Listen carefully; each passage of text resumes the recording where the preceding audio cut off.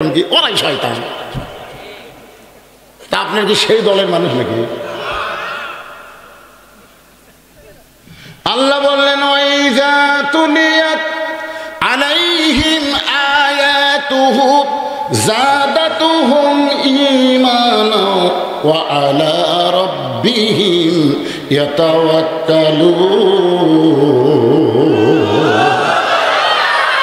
এবার বোঝা গেল, একটা হাতের ইশারা দেওয়া যাবে নাকি?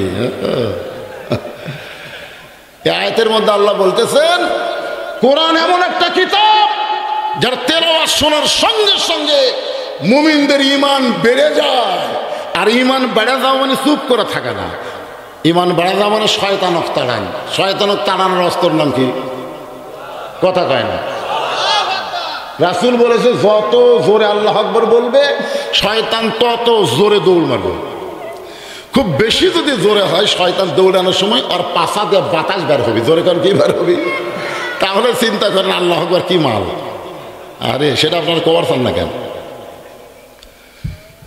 রাত সোয়া 10টার দিকে আমি যাইছি, মানে ওয়াজ আলোচনা শুরু করছি। এখন ওয়াজ শুরু করতেই রাত বেশি হয়ে গেছে। এখন যদি আপনারা ঝিমঝিম করেন আর আমি প্যানা ওয়াজ করি তাহলে কাম হবে সাটানা কাম সারা লাগবে। জোরে এখন কথা ঠিক কিনা?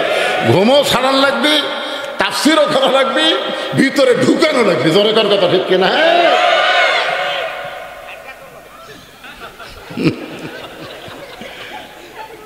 সুবহানাল্লাহ। ঠিকই আছে বাবা। ওয়ালাইকুম সালাম।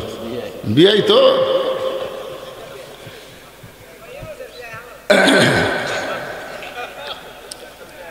তাহলে কি বিষয় হচ্ছে আত্তাকুল্লাহ, ভয় করতে হবে কার? আর ভয় করতে গেলে কার আইন মানা লাগবে? মানুষের আইনে ভয় হবে না। সরকার একটা নিয়ম করলো না, মুখত মাস্ক দেওয়া লাগবে, মুখত মাস্ক দেওয়া লাগবে। যখন থেকে আশেপাশে পুলিশ নাই ওই খোলা পকেট থই রে ভাই মাস্ক, পুলিশ নাই। তাহলে বোঝা যাচ্ছে মানুষের আইন মানুষ কিন্তু অন্তর থেকে মানে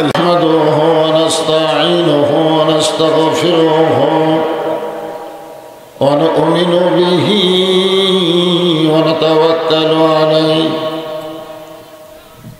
ونعوذ بالله من شرور أنفسنا ومن سيئات أعمالنا من يهدي الله فلا مضل له ومن يضلله فلا هادي له। সকলে জবান খুলে বলেন আশহাদু আল্লা ইলাহা ইল্লাল্লাহু ওয়াহদাহু লা শারীকা লাহু ওয়া আশহাদু আন্না মুহাম্মাদান আবদুহু ওয়া রাসূলুহু আল্লাযী আরসালা রাসূলাহু বিল হাক্কি বাশীরাও ওয়া নাযীরা ওয়া দাঈয়ান ইলাল্লাহ বিইজনিহি ওয়া সিরাজাম মুনীরা।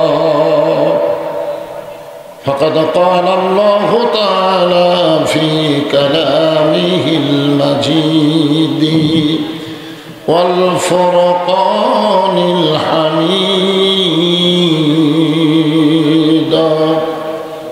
জবান খুলে সকলে পড়েন আউযু বিল্লাহি মিনাশ শাইতানির রাজীম। বিসমিল্লাহির রহমানির রহিম। ইয়া আইয়ুহাল্লাযীনা আমানু তাকুল্লাহা হাক্কা তুকাতিহি ওয়া লা তামুতুন্না إلا وأنتم مسلمون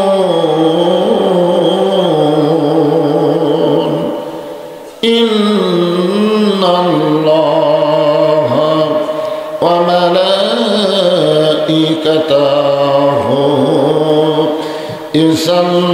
يصلون على النبي يا أيها الذين آمنوا صلوا عليه وسلموا تسليما اللهم صل على محمد اللهم صل على سيدنا محمد اللهم بارك على محمد مشرق حب محمد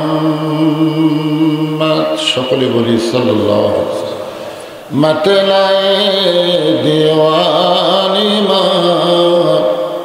मतलाए खुर्शीद इश्कास सीनाए सुजानी बलगल उला बिकमालिही कशफत दुजा बिजमालिही हसनत जमीओ खसालिही सल्लो अलैहि व आलिहि अल्लाहुम्मा आमीन।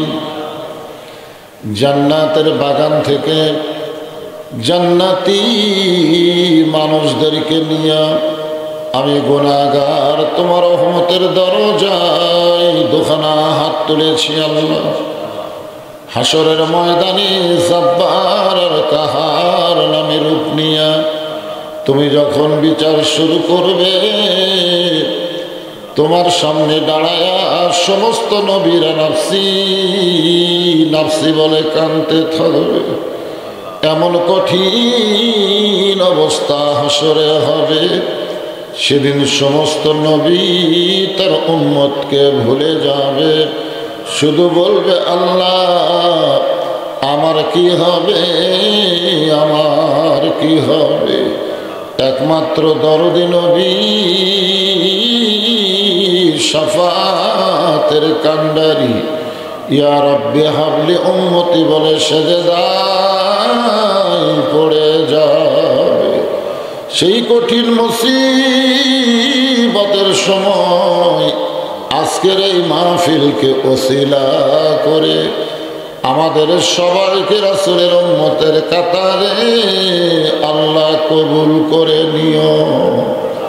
সুবহান রাব্বিকা রাব্বিল ইজ্জাতি আম্মা ইয়াসিফুন ওয়া সালামুন আলাল মুরসালিন আলহামদুলিল্লাহি রাব্বিল আলামিন। লা ইলাহা ইল্লাল্লাহ। সকলে জবান করে আল্লাহর জিকির লা ইলাহা ইল্লাল্লাহ লা ইলাহা। মরণের কালে বুঝিতে পারিবা, কবরে গেলে বুঝিতে পারিবা, এই কলে মার কত গুণ। লা ইলাহা ইল্লাল্লাহু বলরে মুমিন গণ। লা ইলাহা ইল্লাল্লাহ জোরে লা ইলাহা লা ইলাহা ইল্লাল্লাহ লা ইলাহা ইল্লাল্লাহ লা ইলাহা ইল্লাল্লাহ লা ইলাহা লা ইলাহা ইল্লাল্লাহ মুহাম্মাদুর রাসূলুল্লাহ। রাসূলের মহব্বতে সকলেই বলি সাল্লাল্লাহু আলাইহি ওয়াসাল্লাম।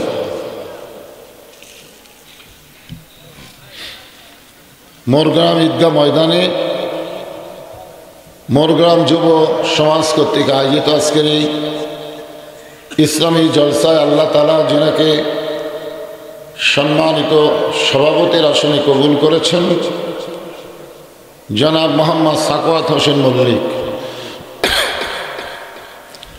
এই গ্রামেরই কৃতি সন্তান, গোবিন্দপুর ইউনিয়ন পরিষদের সম্মানিত চেয়ারম্যান। আজকের এই মাহফিলের সম্মানিত সভাপতিকে অন্তরের অন্তঃস্থল থেকে আমি শুভেচ্ছা জ্ঞাপন করছি। আজকের এই মাহফিলের সম্মানিত প্রধান অতিথি, তিনিও এই গ্রামেরই সন্তান, জনাব মোহাম্মদ তোফাজ্জল হোসেন,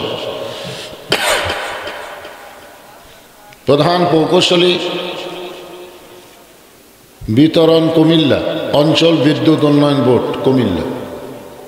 আজকের এই মাহফিলের সম্মানিত বিশেষ অতিথিবৃন্দ, আজকের এই মাহফিলের সম্মানিত ওলামায়ে কেরাম। এ জাতির শ্রেষ্ঠ সন্তান হচ্ছে আলেম ওলামা। ঠিক বললেও ঠিক, না বললেও ঠিক। রাসূল বলেছেন আল ওলামা ওয়ারাসাতুল আম্বিয়া, আর আল্লাহ বলেছেন ইন্নামা ইয়াখশাল্লাহ মিন ইবাদিহিল ওলামা। আপনাদের মাঝে মাঝে যে সমস্ত আলেম ওলামা বসে আছেন, মঞ্চে আছেন, মাগরিবের নামাজের পর থেকে এত রাত পর্যন্ত কোরআন হাদিসের আলোকে অত্যন্ত গুরুত্বপূর্ণ আলোচনা করে আপনাদেরকে শুনাইছেন। আলেম ওলামা সহ আজকের মাহফিলের বক্তাগণকে অন্তরের অন্তঃস্থল থেকে আমি শুভেচ্ছা জ্ঞাপন করছি। এই মুহূর্তে আমার সামনে যারা বসে আছে, জায়গা ছোট, মানুষ বেশি, আমরা হলাম বাংলাদেশি। গোটা পৃথিবীর মানচিত্রে আয়তন অনুযায়ী অন্য কোনো দেশে এত মানুষ বসবাস করে না যেটা বাংলাদেশে করে। সবচাইতে ঘন বসতি দেশের নাম কি? জোরে বলেন। এরপরও 13 লক্ষ রোহিঙ্গা মুসলমানকে জায়গা কিন্তু আমরাই দিছি। এত ঘনবসতি হওয়ার পরেও রোহিঙ্গা মুসলমানকে জায়গা যদি আমরা দিবার পারি, তাহলে যারা পেছনে দাঁড়ায় আছে কি রোহিঙ্গা? এরা তো আমাদেরই ভাই। আর আমাদের ভাইদেরকে বসতে দেওয়ার জন্য যদি একটু জমে বসা লাগে, আপত্তি আছে? হ্যাঁ, যদি কারোর সামনে জায়গা থাকে, আমি তাদেরকে বলবো আল্লাহর ওয়াস্তে। কার ওয়াস্তে? আমার ওয়াস্তে। আল্লাহর ওয়াস্তে বলার পরে জায়গা না থাকলেও একটা ঝাঁকি মারাই লাগবে। হ্যাঁ, দেখেন তো কার সামনে ফাঁকা আছে। হ্যাঁ হ্যাঁ, চাপা বসে। আল্লাহর ওয়াস্তে বলার পরে যদি শরীর না নড়ান, তাহলে শরীর কিন্তু পাথরের মতন ভারী হবে। পরে দেখবেন নিজের শরীর নিজের কাছে বিরক্ত লাগবে। বলে না আমার শরীর আমি টানতে পারতেছি না। ভাই, এইরকম করুণ অবস্থা। আমার সামনে যারা বসে আছেন, আমি আমার অন্তরের অন্তঃস্থল থেকে আপনাদেরকে শুভেচ্ছা জ্ঞাপন করছি। সম্মানিত মা বোনেরা, আপনাদেরও জায়গা হচ্ছে না, আপনারও একটা আল্লাহর রাস্তায় জমে জমে বসেন। আমি মা বোনদেরকেও শুভেচ্ছা জ্ঞাপন করে, এই কথা হবে না তো, কথা না, ইশারা দিয়ে কাম করা লাগবে। এই মুহূর্তে জানতে চাচ্ছি আপনারা সকলে কেমন আছেন? আলহামদুলিল্লাহ রাব্বিল আলামিন। জি আলহামদুলিল্লাহ। জি আল্লাহ শারীরিক সুস্থতা দান করে, মানসিক প্রশান্তি, সুবহানাল্লাহ বলে, বিসর্জন দিয়ে হাসিনার মতন পাপিষ্ঠকে বাংলাদেশ থেকে খেদায় দিয়েছে। করে কথা ঠিক কি না? কি মনে করতেছেন? আয় আয়, আমার সম্পর্কে এক খালাতো বোনের মেয়ে হয়েছে। খালা আমারে মোবাইল করে, বাবা তোমার বোনের বহুদিন পর একটা মেয়ে হয়েছে, একটা ভালো নাম রাখো তো, তুমি হুজুর মানুষ। আমি বললাম হাসিনা। যেই খুশি হাসিনা, আমি আর দুঃখে বাঁচি না। খালা 30 সেকেন্ড খালি মোবাইল ধরে আছে, কথা কয় না, এত রাগ করছে। আমি বললাম খালা কি হলো? তুই আলেম না জালেম রে? তোর কাছে একটা ভালো নাম শুনে শুনবার চাইলাম, আর তুই খুনি হাসিনার নাম বলতেছিস। এখান থেকে বোঝা গেল আল্লাহর রাহে যারা জীবন দেয়, বাতিলের বিরুদ্ধে যাদেরকে হত্যা করা হয়, এরা মরে না, এরা অমর থাকে কিয়ামত পর্যন্ত। জোরে কোন ঠিক কি না? কিন্তু ইয়াজিদের নাম নাই। ইয়াজিদ কিন্তু হোসেন রাদিয়াল্লাহকে হত্যা করছে, অথচ পাড়ায় পাড়ায় হোসেন আছে, ইয়াজিদ নেই। কিছুদিন পর দেখবেন বাংলাদেশে কোনো মেয়ে মানুষের নাম হাসিনা হলেও কথা বলবি না। তোর এখন কথা ঠিক না? তোমার নাম কি? লেখো। আরে কি নাম? হোসেন একটা হলেই হলো। তাই তোর নাম নেই? গজব পড়ছে, এখন কথা বলি না। তাসদিক বিল জানান, কলিজার মধ্যে ঈমান যখন মুসলমানের থাকবে, ওই মুসলমানের কাছে জীবনের চাইতে ঈমানের গুরুত্ব বেশি হবে। দরকার হলে জীবন দিবে, কিন্তু আল্লাহ ছাড়বে না। এরপরে বলতেছে আমল বিল আরকান, ঈমান অনুযায়ী আমল করা লাগবে। যে যুবকেরা আজকে মাহফিল করতেছে, তারা সত্যিকার অর্থে যদি আল্লাহর সন্তুষ্টি চায়, তাদেরকে শুধু মাহফিল করলে হবে না, তারা মাগরিব এশার নামাজ পড়ছে কিনা এটাও খোঁজ করা লাগবে। জোরে কোন কথা ঠিক কিনা? যুবক, বছর অন্তর একটা করে মাহফিল করবা আর মনে করবা ইসলামের বিরাট কাম করলাম, কিছুই করনি। 1 কোটি মাহফিল যদি এক পাল্লায় দেওয়া হয়, আর 1 ওয়াক্ত নামাজ যদি অন্য পাল্লায় দেওয়া হয়, 1 কোটি মাহফিলের চাইতে 1 ওয়াক্ত নামাজের ওজন আল্লাহর কাছে বেশি হবে। জোরে কোন কথা ঠিক কি না? আমল বিল আরকান, রাসূল বলেছে লা সালাতা লা ঈমানা, যার নামাজ নেই তার ঈমানই নেই। লা সালাতা লা দীনা, যার নামাজ নেই তার কোনো ধর্মই নেই। এই যুবকরা কি হচ্ছে? বাইনাল আবদি ওয়াল কুফরি তারকুস সালাত, বান্দার কাফের মধ্যে পৃথক করার জিনিসটার নামই হলো নামাজ। যে নামাজ আদায় করে ওয়া শুনতেছে ও হলো আল্লাহর বান্দা, আর নামাজ ছাড়া যারা বলছে আর হলো কাফের। আমি যেই বলবো বেনামাজি, আপনার বলবেন কাফের, বলতে পারবেন না? বেনামাজি দেখেন কারা কারা বলে না, বুঝবেন এরাই পড়েনি, এখনই ধরা পড়বে, এখনই। আমি যেই বলবো বেনামাজি, আমার কথা না নবীর কথা।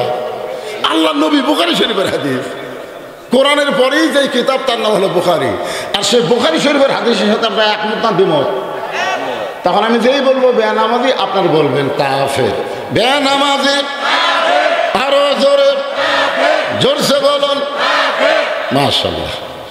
এখন এই কাফের শোনার পরে সে যদি নিয়ত করে যে ফজর থেকে আমি নামাজ আর বাদ দেব না, এই নিয়ত করার সাথে সাথে যত নামাজ না পড়ার পাপ হয়েছে আল্লাহ সব মাফ করে দিবে।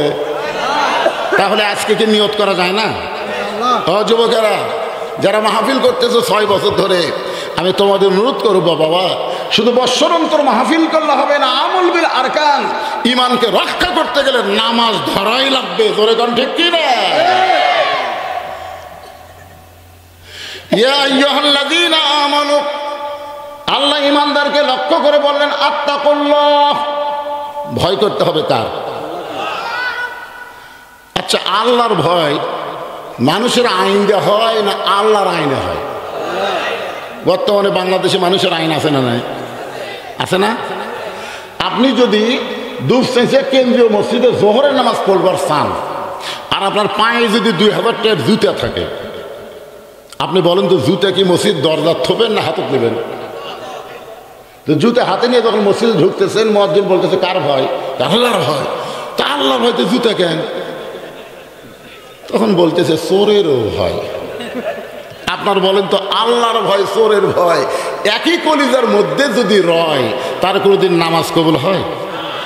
আমাদের বাংলাদেশে আমরা যারা নামাজ পড়তেছি, অধিকাংশ লোকেরই নামাজ কবুল হচ্ছে না, কারণ আল্লাহর ভয় চোরের ভয় একসাথে আমরা রাখতেছি। 2 চোর গোটা মসজিদের চারিধার ঘুরতেছে, বুঝলেন? ঘুরে খালি দেখে 1.5 টাকা 3 টাকা 5 টাকা 6 টাকার জুতা ছেঁড়া ছুটে। তখন ওরা সাইডে যে গল্প করতেছে আমাকে ভয়ে সব ভালো জুতা মসজিদের মধ্যে ঢুকছে। মানুষের তৈরি আইন যখন চলবে, তখন চোর ডাকাতের মশান বেড়ে যাবে। ধরে কোন কথা ঠিক কিনা? কি বলতেছে? আমাকে ভয়ে রে একটা ভালো জুতো বেড়ে নেই। কিন্তু আল্লাহর কোরআন দিয়ে যখন বাংলাদেশ চলবে তখন চোর ডাকাত খুঁজেই পাওয়া যাবে না। সোনার টোপলাও যদি মসজিদের দরজায় রাখেন ভুল করে কেউ হাত দেবে না। হাত দেওয়ার আগে ঈমান বলবে হাত দেশ না।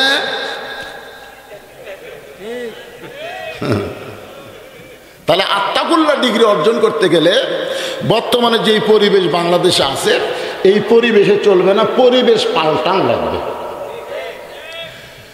এখন একটা সুন্দর পরিবেশ যদি তৈরি করতে চাই তাহলে সুন্দর একটা সমাজ লাগবে। সুন্দর একটা সমাজ যদি গঠন করতে চাই তাহলে সুন্দর একটা রাষ্ট্র লাগবে।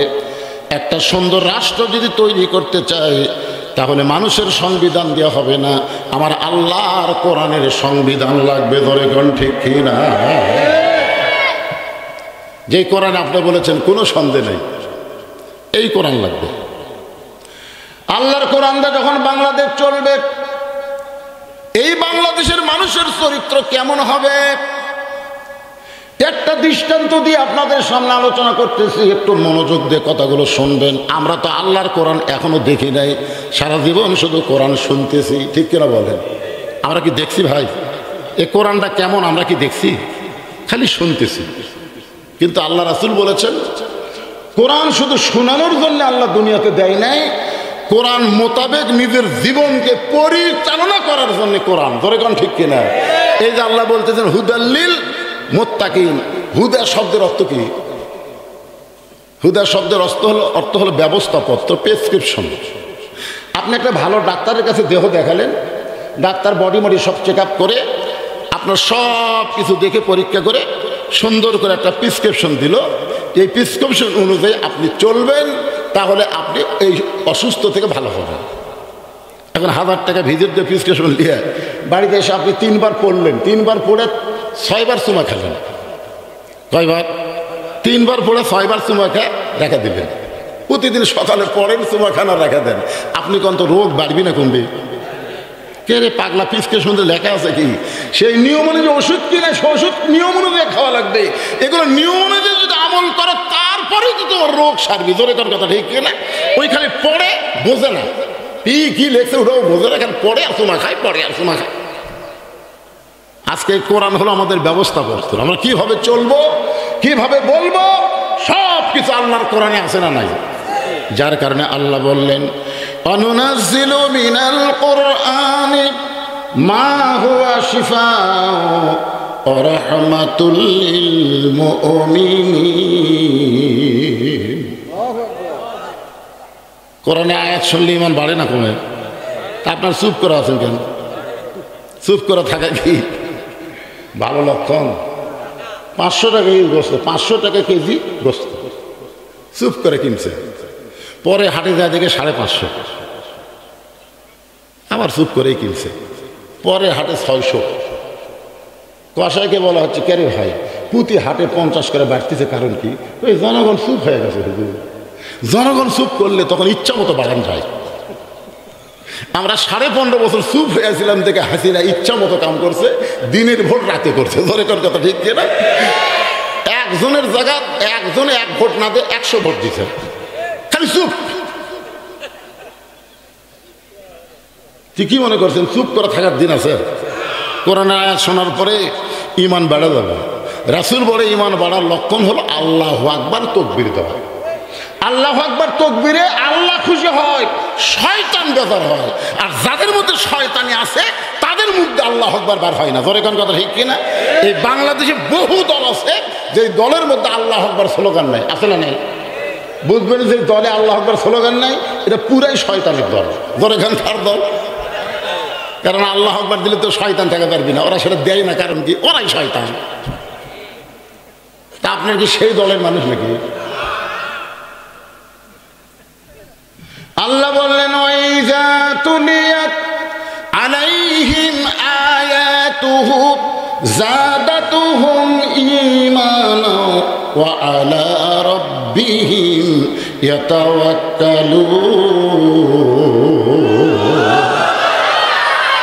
এবার বোঝা গেল, একটা হাতের ইশারা দেওয়া নাকি? এই আয়াতের মধ্যে আল্লাহ বলতেছেন কোরআন এমন একটা কিতাব যার তেলাওয়াত শোনার সঙ্গে সঙ্গে মুমিনদের ঈমান বেড়ে যায়।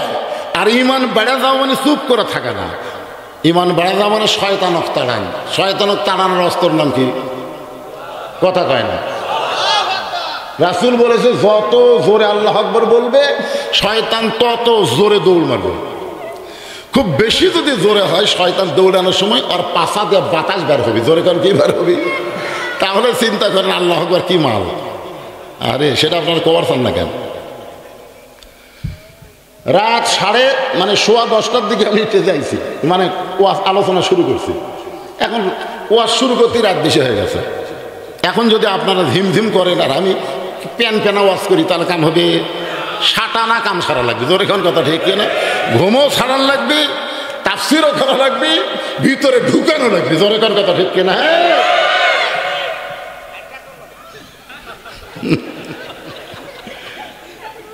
সুবহানাল্লাহ, ঠিকই আছে বাবা। ওয়ালাইকুম সালাম। বিয়াই তো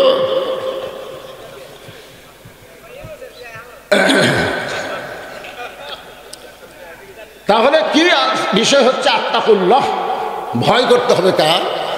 আর ভয় করতে গেলে কার আইন মানা লাগবে? মানুষের আইনে ভয় হবে না। সরকার একটা নিয়ম করলো না, মুখত মাস্ক দেওয়া লাগবে, মুখত মাস্ক দেওয়া লাগবে। যখন তাকে আশেপাশে পুলিশ নাই ওই খোলা পকেট থই রে ভাই মাস্ক, পুলিশ নাই। তাহলে বোঝা যাচ্ছে মানুষের আইন মানুষ কিন্তু অন্তর থেকে মানে নেয় না, বিপদে পড়ে এখন মানা লাগে। ধরে কোন ঠিক কিনা? কিন্তু আল্লাহর আইন এইটা মানুষ মুখে মুখে মানবে না, অন্তর থেকে মানার একটা পরিবেশ তৈরি হয়ে যাবে। ধরে কোন সুবহানাল্লাহ। সেই পরিবেশটা কেমন? বাংলাদেশের মতন ৯৬টা দেশের খলিফা, নাম হলো হযরত ওমর, আল্লাহর কোরআনকে দেখার জন্য ছদ্মবেশে মদিনার অলি গলি ঘুরতেছেন শুধুমাত্র আল্লাহর কোরআনকে দেখার জন্য। আপনারা আছেন শুনবার, আর ওমর ফারুক ছদ্মবেশে ঘুরতেছে দেখার জন্য, আল্লাহর কোরআন দেখার জন্য। ওমর ফারুক ঘুরতে ঘুরতে দেখেন দুই পাহাড়ের মাঝখানে একটা বিস্তীর্ণ মরুভূমি। ওই মরুভূমির মধ্যে একজন রাখাল উট আর দুম্বা চড়ায়। ওমর ফারুক আল্লাহর কোরআন দেখার জন্য রাখালকে সালাম দিলেন, আসসালামু আলাইকুম রাখাল ভাই, আমার পেটে ক্ষুধা লাগছে, উটের এক পেলা দুধ চাই। রাখাল মুসকি মুসকি হাসে। ওমর ফারুক বলে আমি তোমার সালাম দিলাম, উটের দুধ চাইলাম, তুমি হাসো কেন? রাখাল বলে পথিক তুমি আমার সালাম দিলেই উটের দুধ চাইনি, দুধ দেব না, সালামের উত্তর দেব না। ওমর ফারুক বলেন আমার অপরাধ? বলে তোমার অপরাধ হলো আগে তোমার পরিচয় দাও, তুমি কে? এখানে যত মানুষ আমরা আছি আমাদের পরিচয় আছে না নাই? ওমর ফারুক চিন্তায় পড়ে গেলেন কি পরিচয় দিব। এমন সময় আল্লাহর কোরআন বলতেছে মিল্লাতা আবিকুম ইব্রাহিম হুয়া সাম্মাকুমুল মুসলিমিন, তোমার জাতির পিতার নাম হলো ইব্রাহিম। হুয়া সাম্মাকুমুল মুসলিমিন, যিনি তোমাদের নাম রেখেছে মুসলমান। তাহলে এখানে যত মানুষ আছি, আমি বক্তা না, চেয়ারম্যান না, অতিথি না, প্রধান অতিথি না, আমরা সবাই হলাম মুসলমান। যেরকম সবাই কি? তার মানে বোঝা গেল আওয়ামী লীগ নাই, বিএনপি নাই, জামাত নাই, জাতীয় পার্টির খাওয়া নাই। আমাদের একটাই পরিচয়, আমরা কি? আমাদের জাতির পিতা হযরত ইব্রাহিম, যিনি আমাদের নাম রেখেছে মুসলমান। যেই বলবো আমাদের পরিচয় কি, সবাই বলবেন মুসলমান। এই সময় যদি কেউ জবান বন্ধ রাখেন তাহলে কিন্তু আপনি বিপদে পড়বেন। আমাদের সকলের পরিচয় কি? কেবারে মুরব্বীরা আপনারও কম। আমাদের সকলের পরিচয় কি? নাম কি? আরো জোরে। ওমর ফারুক বললেন রাখাল আমার পরিচয় যখন জানতে চাও, আমার পরিচয় হলো মুসলমান। রাখাল বলতেছে আসল না নকল? ওমর ফারুক বলে রাখাল মুসলমান তো মুসলমানই, এর মধ্যে আসল নকল কি? রাখাল বলতেছে আসল মুসলমান যারা হবে তারা চাওয়ার ব্যাপারে সতর্ক থাকবে। তুমি দুধ চাইলা কার কাছে? আসল মুসলমান যারা, তারা বিশ্বাস করে ইয়াকা নাবুদু ওয়া ইয়াকা নাস্তাইন, আমরা গোলামি করি যার, সাহায্য চাই তার কাছে। এতে ভারত কিছু আগে বললো বাংলাদেশের জন্য পেঁয়াজ বন্ধ করে দাও, চিনি বন্ধ করে দাও, আলু বন্ধ করে দাও। কি রে ভারত, তোরা বন্ধ করে দিলে বাংলাদেশ না খেয়ে মরবি। আল্লাহ বলতেছে বাংলার মুসলমান আমেরিকার দিকে ভারতের দিকে তাকায় থাকে না, বাংলার মুসলমান তাকায় আছে আল্লাহর দিকে। ধরে কারণ কথা ঠিক না? আমাদের রেজেক দিবেন কে, ভারত না আল্লাহ? এবার আলুর আবাদ বেশি না কম? তোরা বন্ধ করে দিব না লিবু? শিবগঞ্জে আমার শ্বশুর বাড়ি, আমার শ্বশুর এক লোক বলতেছে যে খালি মাটি টান দিয়ে আলু, ভিতরে কোনো মাটি নেই, খালি বেড়া মাটি দেওয়ালে মাটি খালি টান দিলে আলু। হায় রে আলু রে!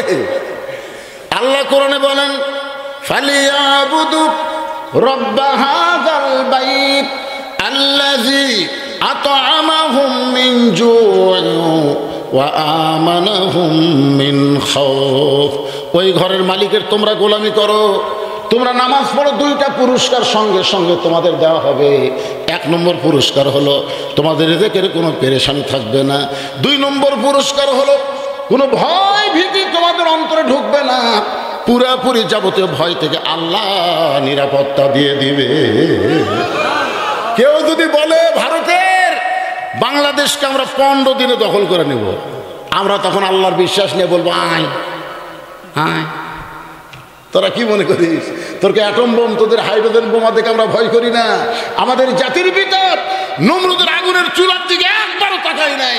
আল্লাহ ইব্রাহিমের ইমানের দিকে তাকায়া নমরুদের চুলা যদি শান্তির বাগান করে দেওয়ার পরে তোদের বোমা বাংলার মুসলমানের দিকে তাকায়া আল্লাহ মিষ্টি তরমুজ বানাই দেওয়ার পারে। ধরে কথা ঠিক না? মালওয়ানের বাচ্চারা আয়, খালি ঢুকে দেখ। হাসিনা যাওয়ার পরে আর আমরা খেপিছে ভাই, কে খেপিস কে?